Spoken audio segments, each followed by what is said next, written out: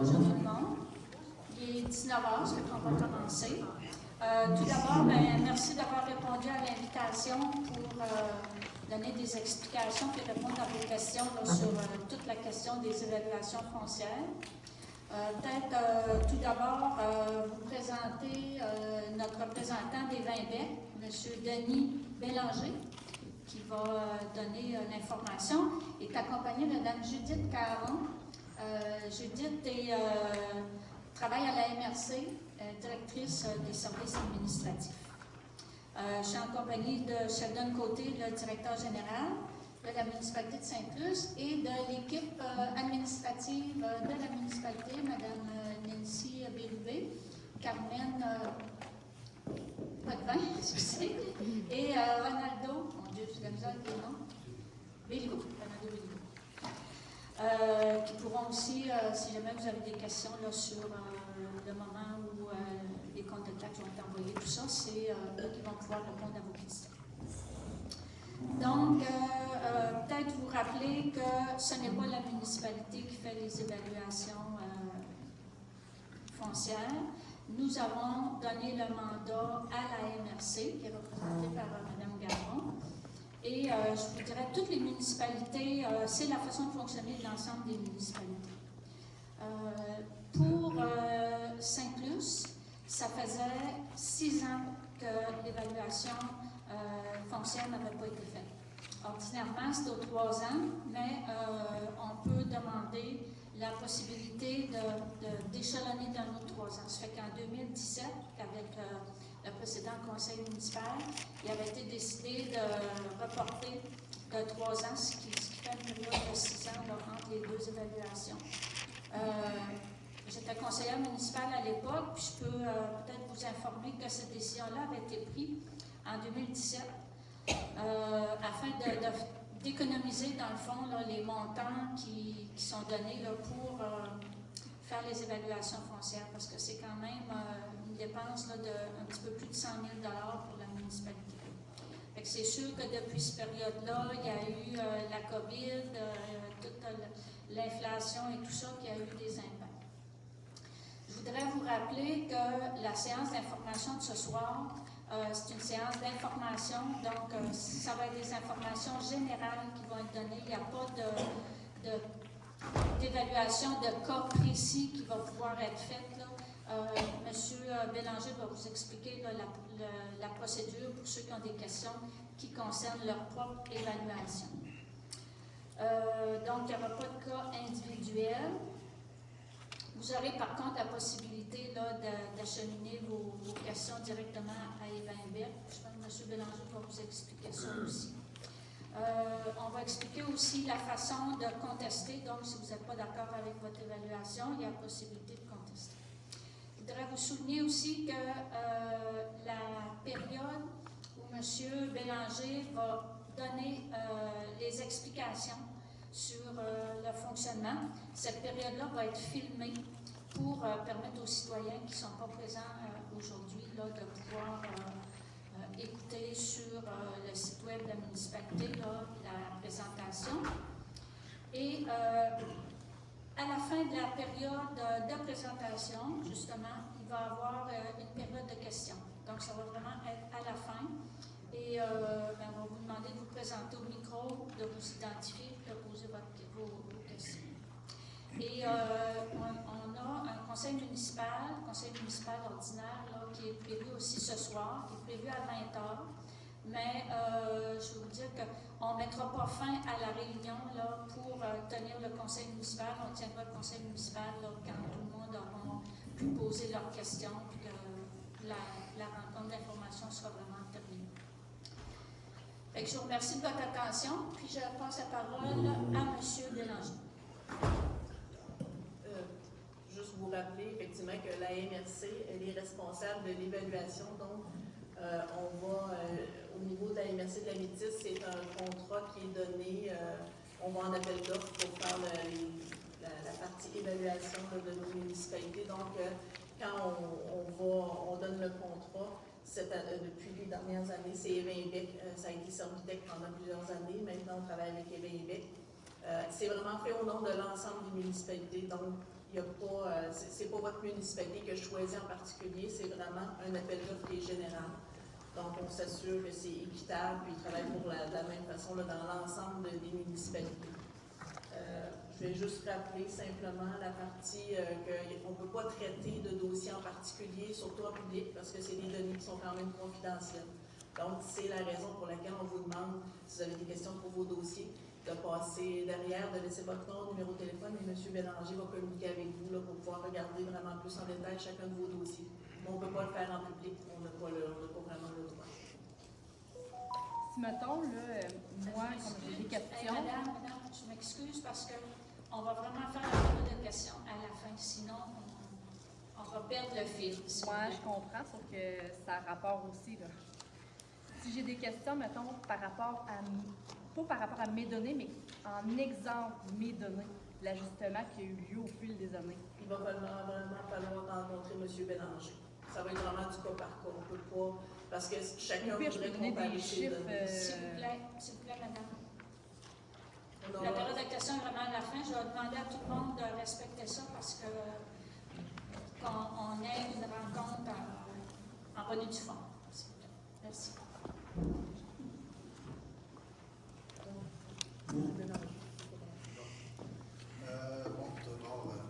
Bonsoir.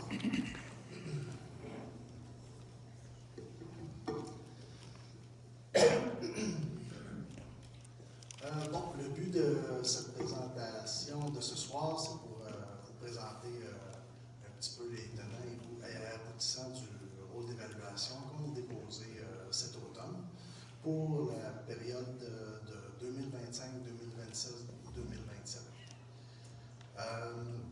Ça va être pour vous présenter un peu les conditions du marché en date de référence du 1er juillet 2023. À noter, comme Mme Barriot l'a dit tantôt, c'est qu'on a 6 ans de marché à rattraper. Puis à travers ça, on a eu la COVID, donc d'où les augmentations de valeur là, qui sont quand même substantielles.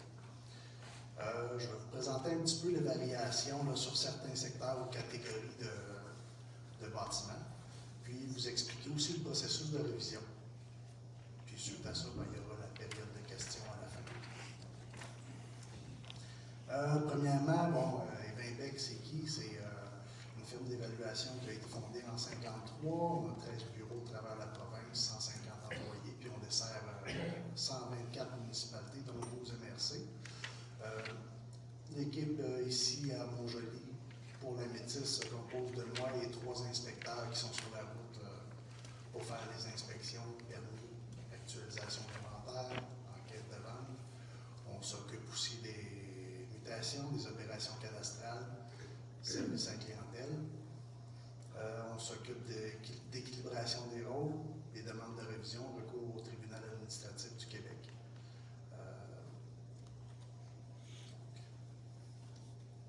Le rôle d'évaluation, c'est quoi? C'est l'inventaire de tous les bâtiments qu'on a sur le territoire de votre municipalité. Il contient le dossier de chaque propriété, dont la vôtre. Puis, c'est une base qu'on sert pour établir aussi les valeurs réelles des immeubles. Puis, le rôle d'évaluation sert aussi à répartir le fardeau fiscal de façon le plus juste et équitable possible entre les propriétés, les propriétaires. La loi sur la fiscalité municipale précise que l'évaluateur doit adresser aux 3 ans une équilibration pour chacune des municipalités, à l'exception des municipalités de moins de 5 000 habitants. Pour les municipalités qui ont moins de 5 000 habitants, ils ont la possibilité de reconduire une fois par équilibration le rôle d'évaluation, c'est-à-dire qu'on va garder les mêmes valeurs pour un 3 ans supplémentaire. La dernière équilibration a eu lieu avec le marché de juillet 2017 et entré en vigueur en janvier 2019. Puis ça a été reconduit en 2022 pour 2022, 2023, 2024. Ça, c'est une prérogative de la municipalité qui peut reconduire son rôle d'évaluation pour 3 ans. Au niveau de l'évaluation municipale au Québec, on est régi par plusieurs règlements et lois, dont la loi sur la fiscalité municipale, qui découle de ça les règlements sur le rôle d'évaluation et la proportion médiane, le Code civil, les jurisprudences. Au niveau de l'Ordre des évaluateurs agréés, on est soumis aux normes de pratique 20.1, la norme 20.1 qui touche le domaine municipal. Puis, ce qui chapeaute aussi tout ça, on a le manuel d'évaluation du Québec, le manuel d'évaluation foncière du Québec qui est disponible sur le site du MAMACH au complet, au grand public.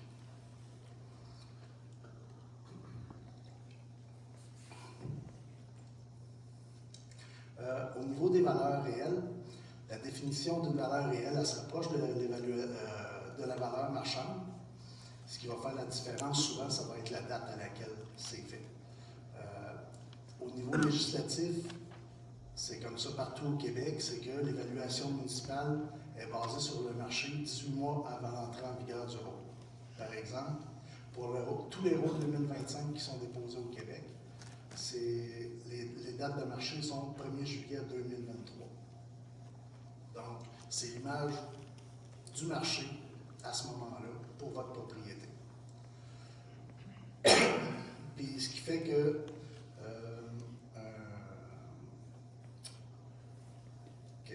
Puis la valeur réelle, ben, c'est le plus probable qui peut être payé par un acheteur lors d'une vente de gré à gré, avec deux conditions, c'est que le vendeur et l'acheteur désirent respectivement vendre et acheter l'unité, mais ils ne sont pas obligés. Puis le vendeur et l'acheteur sont raisonnablement informés de l'état de l'immeuble, des utilisations qui peuvent en être faites, et puis des conditions du marché immobilier. Donc, surtout sur le résidentiel, ben, la valeur réelle est assez représentative de la valeur marchande en date de référence du rôle qui est le 1er juillet 2023 pour les rôles déposés pour 2025.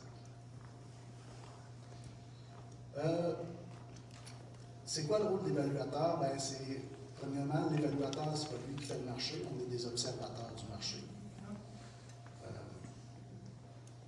Donc, on fait une lecture la plus juste et objective et impartiale pour avoir les valeurs réelles au rôle d'évaluation en fonction de la date de référence. Notre principal matériel qu'on sert aussi pour analyser, c'est les transactions immobilières qui sont faites.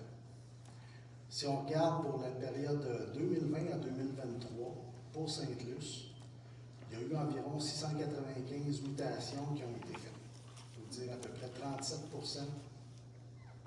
37% des unités d'évaluation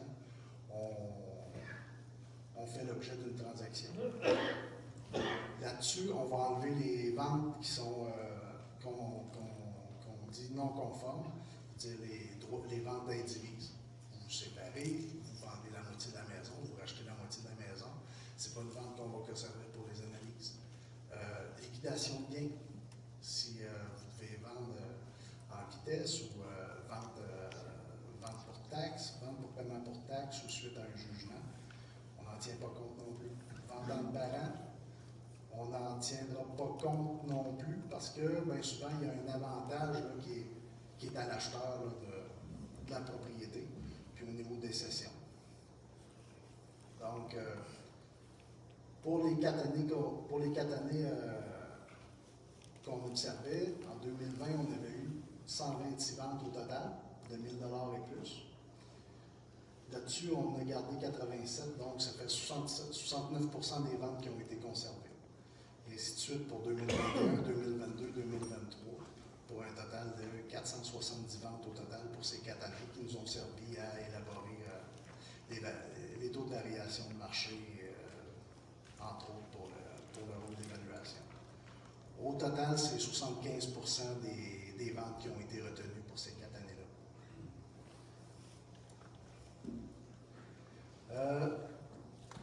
qu'on a pu observer aussi, la région du Bas-Saint-Laurent, Gaspésie ont eu un solde migratoire là, positif. La population a augmenté un petit peu là, dans les dernières années, ce qui est quand même bon signe. Ça ne veut pas dire que ça... Okay.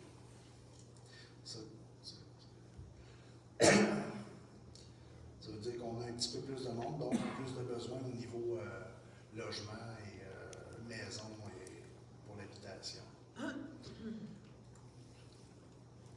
En général, au Québec, dans le deuxième trimestre de 2023, on peut observer aussi que ça s'est calmé un petit peu au niveau des ventes, des ventes de propriétés. Les prix médians ont continué à monter un petit peu, tout dépendant de la catégorie. Au niveau du Québec, on était rendu à 430 000 $ pour une unifamiliale. On est un petit peu plus bas ici. Puis les délais de vente là, commencent à monter un petit peu là, au niveau des propriétés aussi. Là. Avant, ça se vendait des fois quelques jours. Là, on est rendu, par rapport à 2022, ben, on a une augmentation des jours là, où est-ce que les propriétés sont vendues.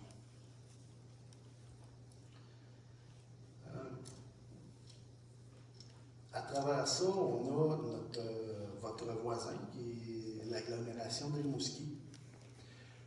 Si vous voyez un petit peu, là, ça vient des études de Centris. Depuis 5 ans, le marché de l'unifamilial a monté d'environ 60 à 65 % le prix médian. Donc, c'est sûr que avec Rimouski qui manque de place, ben, ça déborde aussi un peu dans Métis aussi, toutes ces ventes-là. Ça nous ramène à une demande là, accrue au niveau des logements. Donc, au niveau des prix payés, ben, c'est sûr que ça se reflète aussi. Là. Les gens sont prêts à payer plus cher pour avoir une maison, puis ils peuvent être plusieurs il était plusieurs aussi sur la même propriété là, à déposer des offres. Donc, en 5 ans, pour l'agglomération de Rimouski, ça a monté d'à peu près 65 %. Puis, on est dans un marché de vendeurs, évidemment, donc c'est non négligeable là, au niveau des prix qui sont payés là, pour les propriétés. Au niveau des terres agricoles, on a eu des augmentations aussi pour le cultivable. Ça a doublé. Là, on a vu des grosses augmentations au niveau des terres cultivables aussi. Ce qui fait qu'on a plusieurs personnes qui ont des terres agricoles qui ont beaucoup augmenté aussi. La demande est toujours là aussi.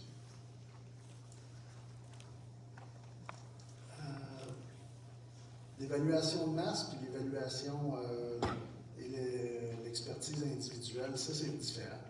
L'évaluation de masse, c'est celle qu'on sert pour l'évaluation municipale. C'est qu'on va aller chercher les tendances centrales pour les propriétés qui se sont vendues. Puis on va l'appliquer à la masse. Contrairement à l'expertise individuelle, où est-ce qu'on va prendre une seule maison, puis on va aller chercher des comparables pour établir sa valeur. Ça, on s'en sert plus quand on tombe dans des cas de demande de révision.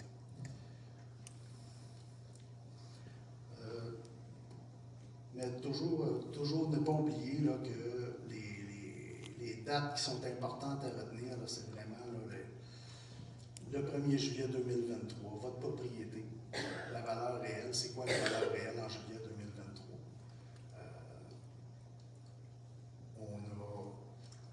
Donc, c'est sûr que... Excusez-moi.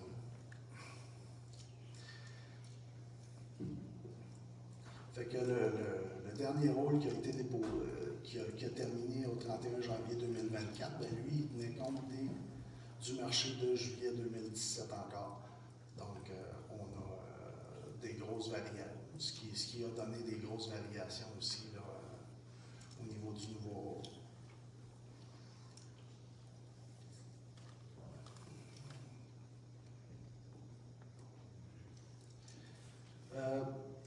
Bon, les dates à retenir au niveau des... Bon, le rôle, c'est pour un rôle 2025, 2026, 2027, le nouveau rôle. La date de dépôt du rôle, ça a été le 29 octobre 2024. La date de référence au marché, le 1er juillet 2023. Puis la date de prise d'effet, c'est le 1er janvier 2025. Au niveau des demandes de révision, toute demande de révision doit être déposée avant le 1er mai 2025. Puis l'évaluateur a jusqu'au 1er septembre 2025 pour envoyer une réponse au contribuable. À ce niveau-là, on va passer au niveau-là. La municipalité est découpée en plusieurs voisinages. Vous en avez une idée ici. Les voisinages, c'est constitué de plusieurs unités d'évaluation qui vont être, qui regroupent les mêmes caractéristiques. Soit ça va être de l'agricole, ça va être secteur plus urbain, ça va être le secteur, on va avoir des secteurs au niveau du riverain aussi. Okay.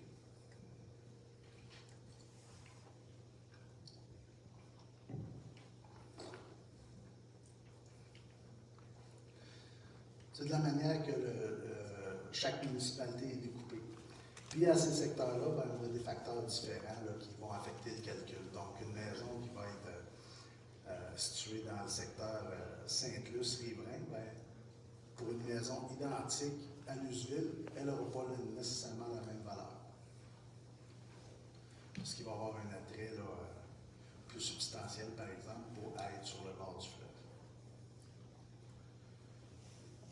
La fiche de propriété, elle, est constituée de plusieurs informations, dont les dimensions, la superficie de l'aire habitable, le type de fondation, les finitions intérieures, finitions extérieures, nombre de cuisines, de salles de bain, et tous les éléments qui composent une maison, les dépendances aussi.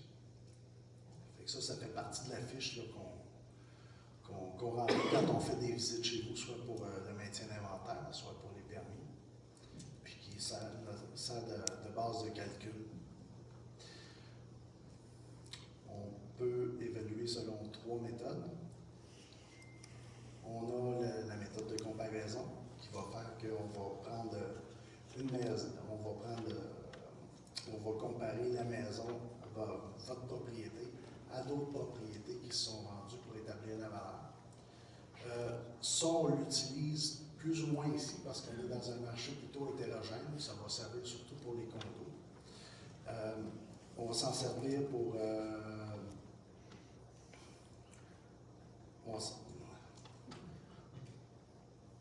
la méthode de comparaison, on va s'en servir quand on va aller en demande, surtout en demande de révision.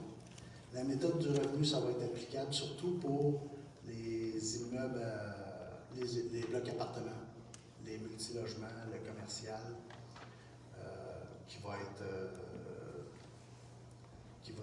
servir, qui va être en fonction de ce que la propriété rapporte.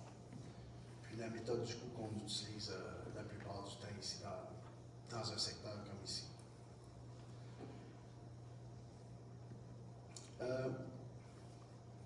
Ce que j'ai déjà passé. La méthode de comparaison, c'est celle-là comme je vous disais, qu'on utilise surtout quand on a des demandes de révision. On va comparer le bâtiment sujet à les propriétés qui sont vendues. Puis, dans ce cas-là, on va considérer l'emplacement du bâtiment, le type de bâtiment, les caractéristiques physiques, puis superficie du terrain et d'autres éléments là, qui peuvent entrer en ligne de compte, là, des dépendances aussi, là, des dépendances qui sont jointes à la maison.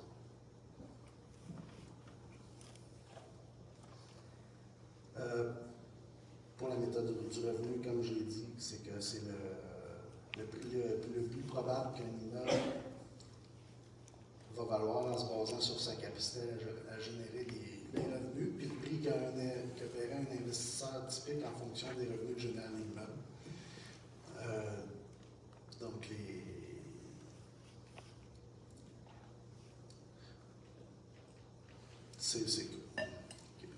c'est que une fois que excusez-moi.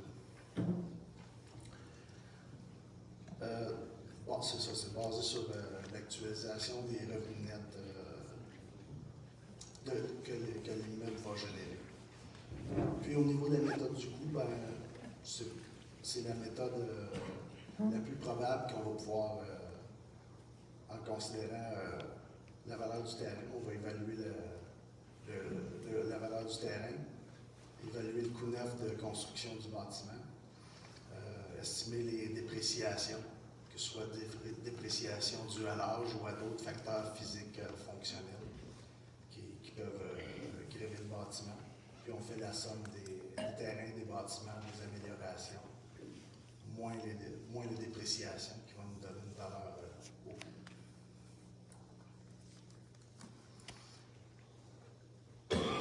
OK. Au niveau du rôle d'évaluation, je vous présente ici les valeurs qui ont de l'imposable et du non imposable pour les bâtiments, pour les immeubles de Saint-Luce. Au dernier rôle, en 2020, on avait une valeur d'immeubles de 297 655 800.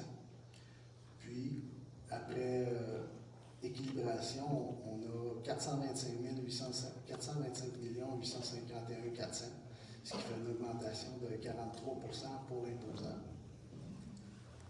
Au niveau des bâtiments non imposables, la variation est moins élevée, mais c'est beaucoup des bâtiments municipaux surtout,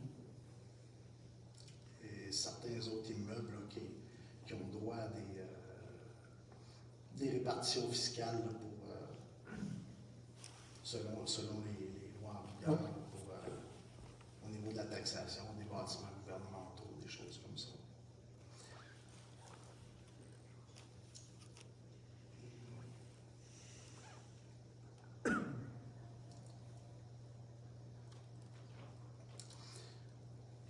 Bon, pour ce qui est du marché immobilier, on a été chercher la médiane des ventes pour chacune des années de 2017 à 2023. On va voir qu'il y a une évolution au niveau des ventes médianes. C'est vraiment les valeurs de propriété qui ont été vendues. En 2017, une propriété unifamiliale médiane a été évaluée. C'était 153 000 $. Puis au fil des années, ben, on a vu tout le marché là, augmenter aussi. Là. Les propriétés ont commencé à se vendre un petit peu plus cher pour aboutir là, dans le pic là, avec une vente médiane à 274 900. Puis ça a baissé un petit peu en 2023 pour une raison, c'est que les taux d'intérêt ont commencé à monter aussi. Donc, les gens étaient prêts à mettre un petit peu moins pour acheter une propriété suite à l'augmentation des taux d'intérêt. Mais ça continue à monter quand même. Les ventes 2024 nous montrent que ça se vend encore très bien, puis les valeurs continuent à augmenter un peu aussi.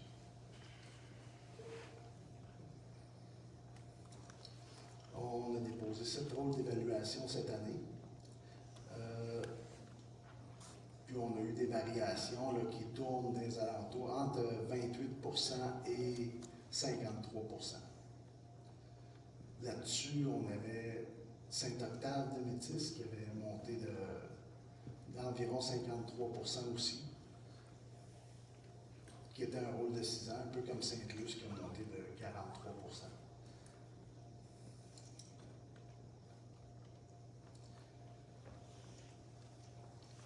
On peut segmenter aussi les différentes variations selon le type selon les types de construction. Les logements, les condos, le multilogement, les chalets, les maisons mobiles,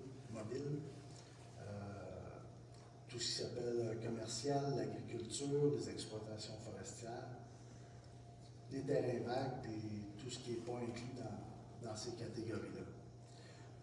On peut voir, tantôt, quand on regardait la médiane des ventes, notre variation médiane, le plus haut, on arrivait à 274 900, puis on a baissé à 268 000. Puis, si on regarde au niveau du unifamilial, un logement, ici, ben, on est pas mal proche de la valeur moyenne d'un bâtiment résidentiel. Arrive là, pas trop loin pas loin de notre valeur médiane de vente pour 2023 qui était à 268 000. On était à 274 000. Donc, grosso modo, c'est vraiment la variation qu'on a eue là, pour l'unifamilial de 42% en moyenne.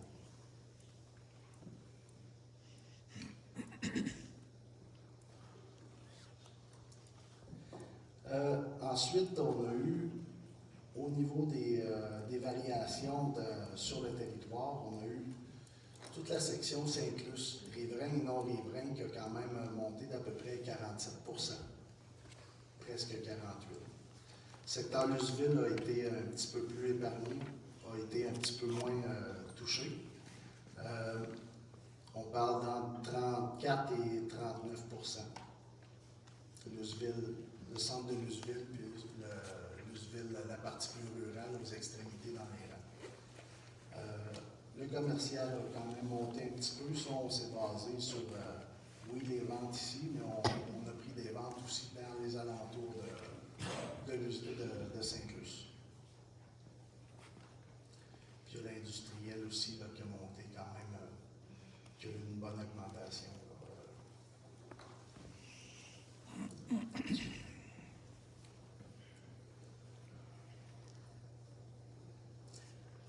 Au niveau des confidentialités des évaluations, c'est que dans le cas où vous appelez pour votre propriété, on ne répondra pas aux questions qui concernent une autre propriété que la vôtre. On va se concentrer sur votre propriété au niveau du changement de valeur. Puis, vous avez probablement reçu là aussi, pour certains, là, des enquêtes, soit des enquêtes au niveau des coûts de construction, au niveau des revenus dépenses pour les immeubles à revenus. Ça, cette partie-là demeure confidentielle et demeure dans le bureau de l'évaluateur.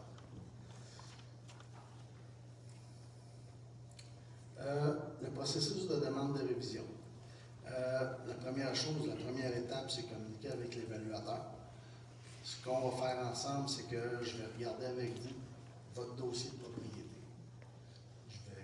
On va s'assurer qu'il n'y a pas d'erreur technique au niveau des superficies inscrites, au niveau des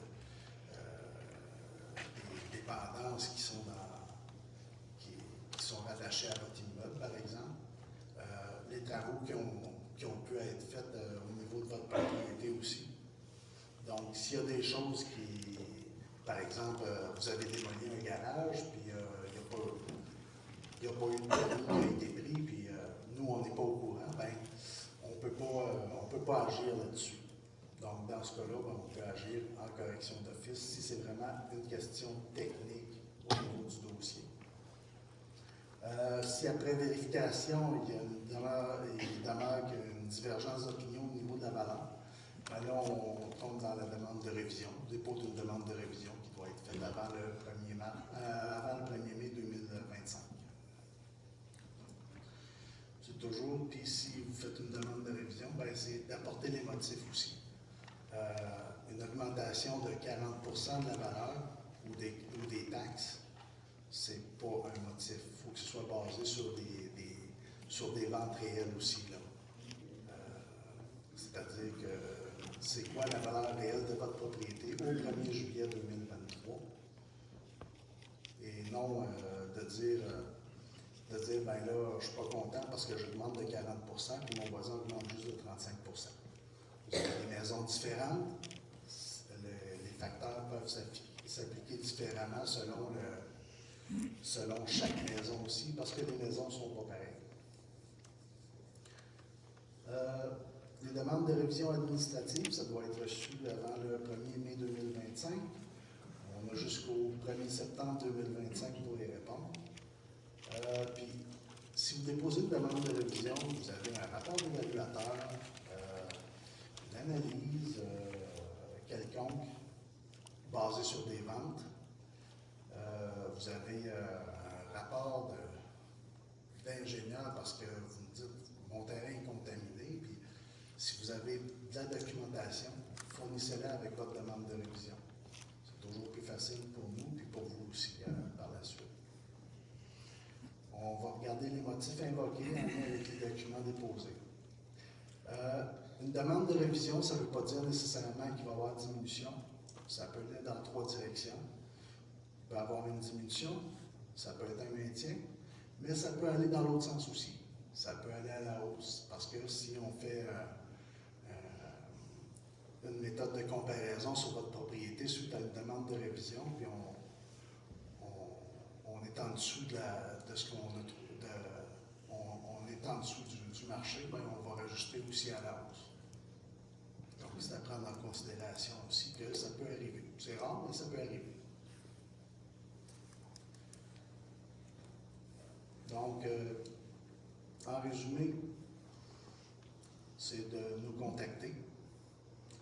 On va regarder votre dossier. On va s'assurer que techniquement, il est correct.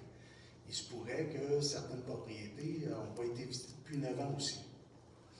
La loi sur la fiscalité municipale nous oblige l'évaluateur à tenir à jour les dossiers une fois en 9 ans. Donc, s'il y a eu des changements en 9 ans puis on n'a pas fait de visite depuis ce temps-là, ça se pourrait qu'il y ait encore une dépendance de trop qui soit hausse. Ça se pourrait qu'on ait des corrections à faire au niveau de la superficie s'il y a eu une erreur qui s'est glissée à l'époque puis que personne ne s'en est aperçu. Il peut y avoir toutes sortes de raisons, des changements qui ont été faits au niveau de la maison, un sous-sol qui était fini à l'époque qui ne l'est plus. Ben, si on l'a encore au dossier, on en a tenu compte dans la valeur aussi.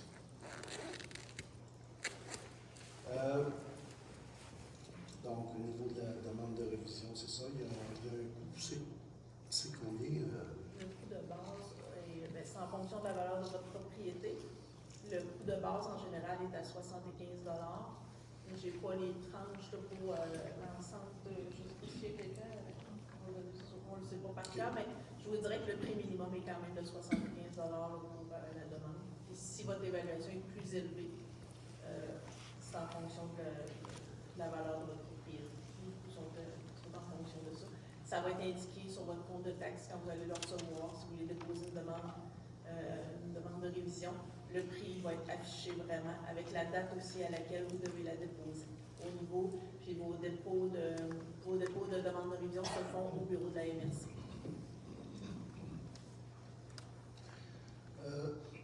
Ça, c'est au niveau du premier recours. Deuxième recours, il y a le tribunal administratif du Québec. Si, suite à la demande de révision, vous recevez la réponse de l'évaluateur, puis, bon, ben, par exemple, on maintient la valeur, puis vous dites, ben, je suis pas d'accord, ben, il y a toujours un deuxième recours, tribunal administratif du Québec. Vous avez 60 jours suite à la réponse de l'évaluateur pour transmettre une demande au tribunal administratif. Puis rendu là, c'est que ce que je vous conseille, c'est de faire un rapport d'évaluation par un évaluateur externe. C'est toujours la meilleure manière d'avoir de prouver votre point de vue parce que c'est le fardeau tombe sur le contribuable rendu là aussi. Là. Vous devez prouver que votre propriété ne vaut pas ce qu'on a inscrit au rôle ou l'inscription qui est au rôle d'évaluation. De de notre côté, on va faire la même chose. On va déposer un rapport avec des comparables, puis qu'on présente là, au niveau du TAC. Après ça, ben, la décision du TAC, le TAC dépose sa décision. Puis, troisième recours, il y a le Cour du Québec là, avec permission, là, où est-ce que vous pouvez faire un troisième appel, c'est le dernier recours.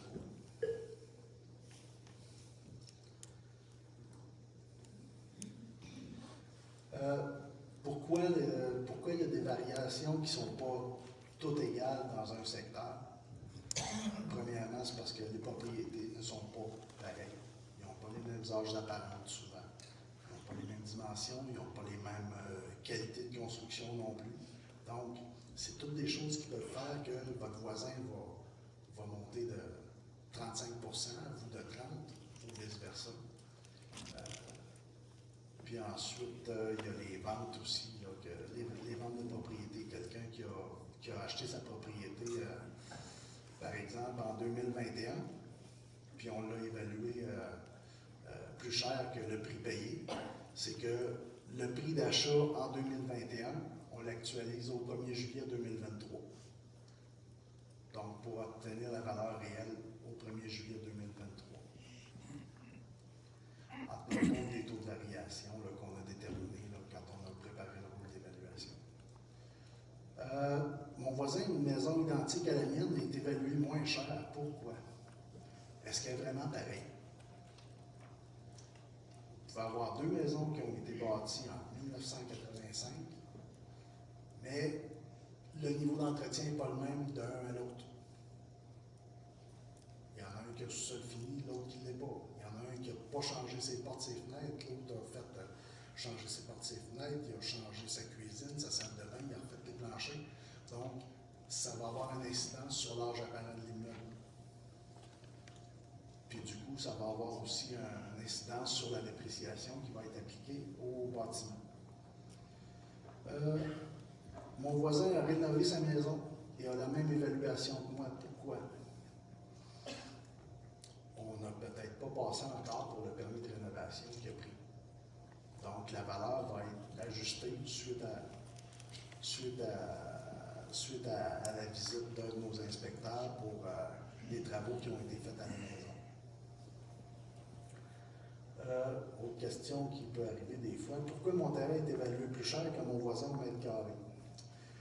Ce qu'il faut comprendre, c'est que si on a deux terrains qui ont des tailles différentes, il y a une portion de base du terrain, par exemple, le premier 4000 mètres carrés qui peut être à 10 $.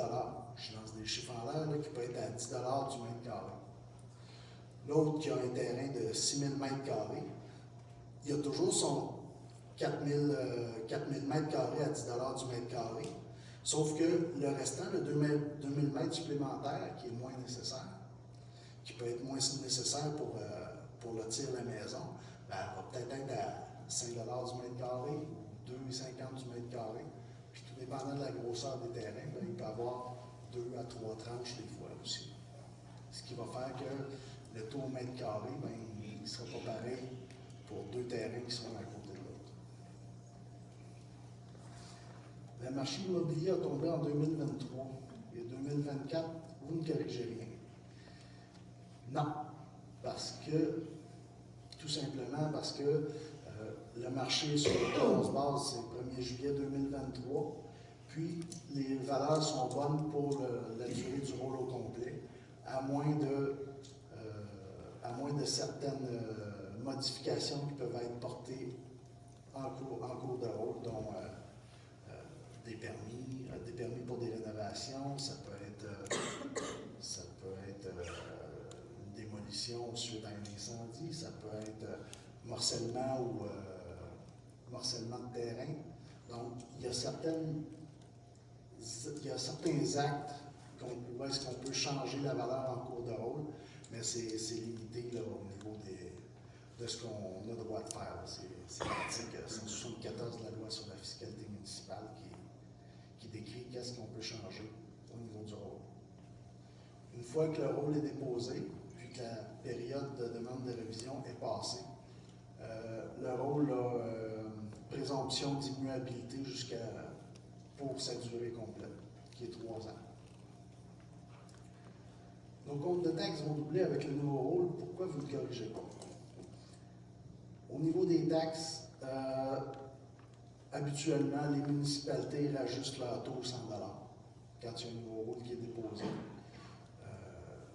Votre municipalité a l'obligation, si je ne me trompe pas, de ne pas faire de déficit. Donc, quand ils préparent leur rôle d'évaluation, ils disent on a besoin de, par exemple, 10 millions pour fonctionner. Bien, c'est pas parce que le rôle augmente de 40% qu'ils ont besoin de 14 millions, qu'ils vont peut-être avoir besoin de 10 millions et demi, 11 millions, tout dépendant des projets que la municipalité peut avoir.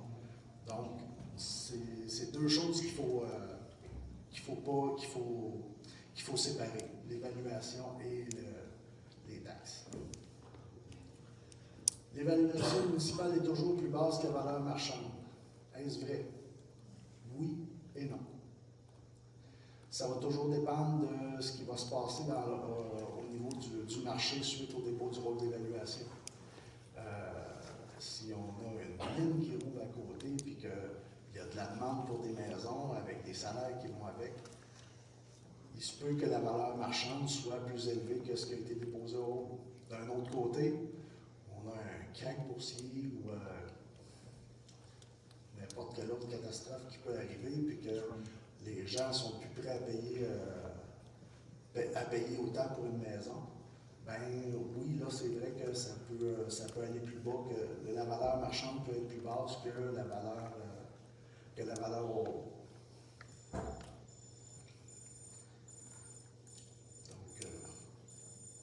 ça fait le tour pour moi. Des questions? Donc, on vous rappelle, si vous avez des questions, on ne pourra pas prendre de demandes spécifiques à votre dossier. Ça doit demeurer des questions qui sont d'ordre général.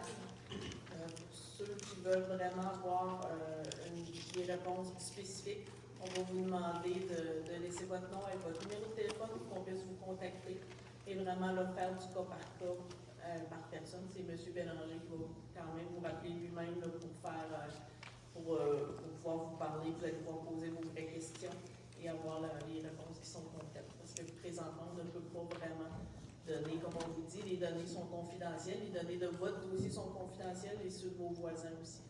Donc, on ne peut pas régler nécessairement de dossier ou de répondre à des questions particulières en séance publique.